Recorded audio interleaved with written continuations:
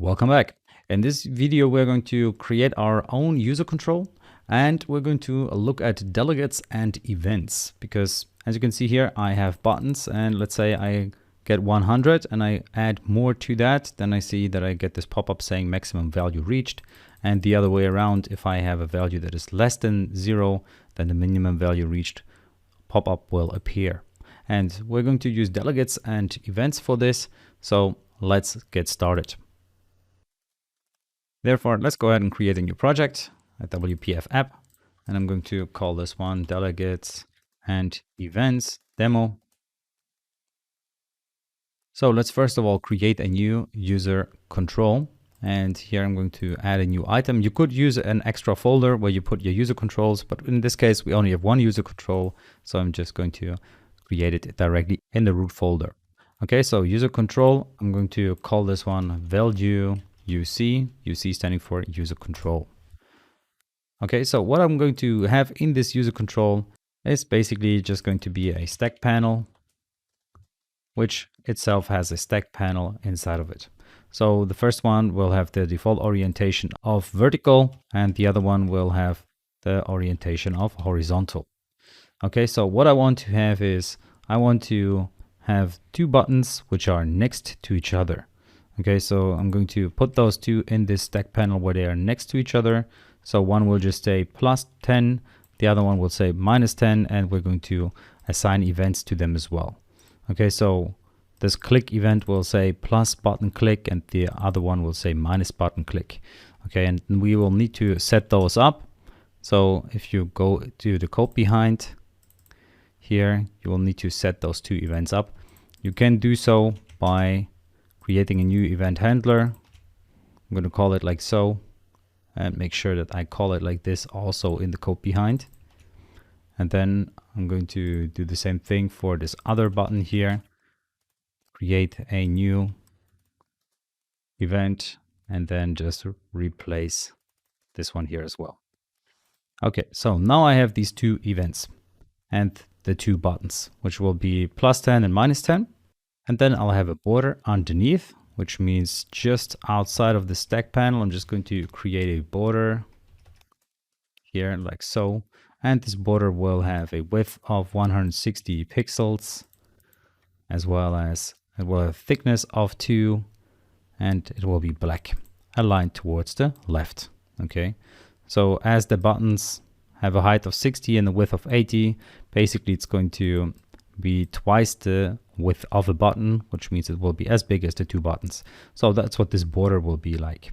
And then in this parent stack panel, I'm going to also have a text box, which will display the value. Okay, so which will be displaying the number that we currently have. So here I'm going to use this text box with the name of value label. It will have a text changed event here, which will be triggered every single time that the text of that text box is changed. Okay, so I'm going to have this event here. Make sure that you have it down here as well. So this will be the event. You can see it uses the text changed event args.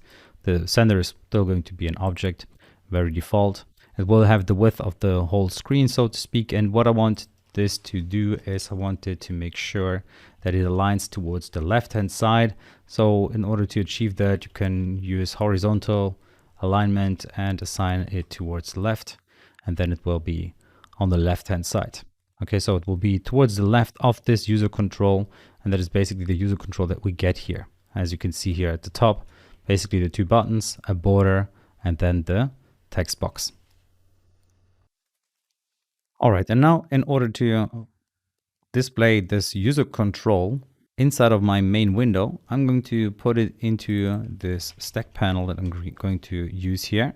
And in order to use something from the local files, so a UI element that we have created ourselves, so a user control in this case, we're going to use this local, which accesses all of the files that we have in our project.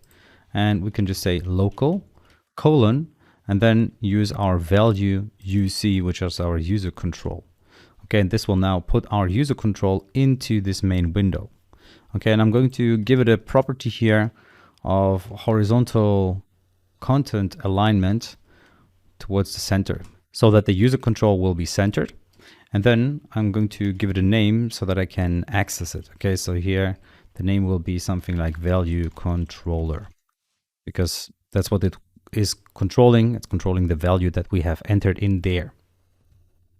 Now, if we run our application, what we will see is basically we have the button and the other button and then this text where we can enter a text, but it doesn't execute any code once events are triggered. Okay, so a very easy example where this event would be triggered. So for example, our value code behind here, when the text is changed, is if we use a message box here, which is going to show something like text changed. All right. So let's run this and actually trigger this event. And if you run this application, by the way, you will see that it will be triggered straight when you start the application. So without even having changed anything in that box. Okay, so there was a pop-up that showed up on my second screen. I'm using two screens, that's why I couldn't show it to you, but when you run your application, you will see that. Let me add a new character and you can see this event is triggered. Now let me delete this character. You can see the text change is triggered once again. Every single time that you make a change to this text box, it will trigger this event. Okay, so of course I don't want to display the message box. You can see it even appears once you shut down the application, because then the text changes from whatever state it was to null, and then it will dissipate or disappear, so to speak. So you see it even then is triggered once again. So that's something to take into consideration. This event is triggered when the UI element is loaded, and the second time when it's executed. And then another time when the application is closing. And of course, during the actual call of the event, whenever you change the text, for example. Now, a very important thing is once you run the application, you will find references here.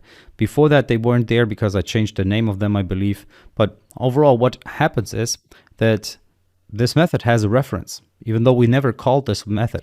So let's go over to this reference.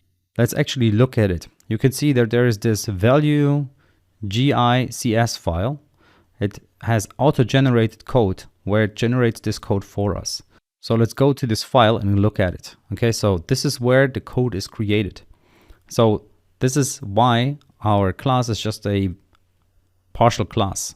Our code behind class is just a partial class, because the other part of the class where all of the auto-generated code happens is here, where it, for example, creates a text changed event for our value label, where this system Windows controls text change event handler is set up for this value label text changed. So we have this label, which is inside of our value UC file, and whenever the text changes of that, this event will be triggered. So it's added, as you see here, at this point in line 34 in my case. The same goes for the other events that we have. So here, for example, for the click. So we created a new click event and we created it for the minus button. And this code was generated for us by default. So we didn't have to do it manually. All right, so now let's go back to our value UC code behind. So what should happen once we click on the minus button? Well, what I want to happen is that my value label was the name of the label that we created. Well, I want to change its text to be whatever value that it was plus 2. Okay, so what is the value that it was?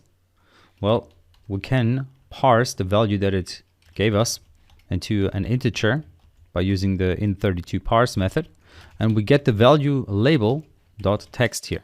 So value label dot text will give us a string, but we are now parsing it into an integer, and then we add 10 to it, or actually we're in the minus button, so we subtract 10 from it, and then we make a string out of it again.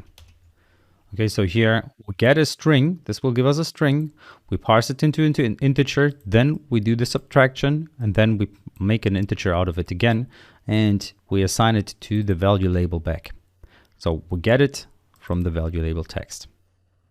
Okay, now we can do the same thing with our plus button, only that now we are adding 10 to it.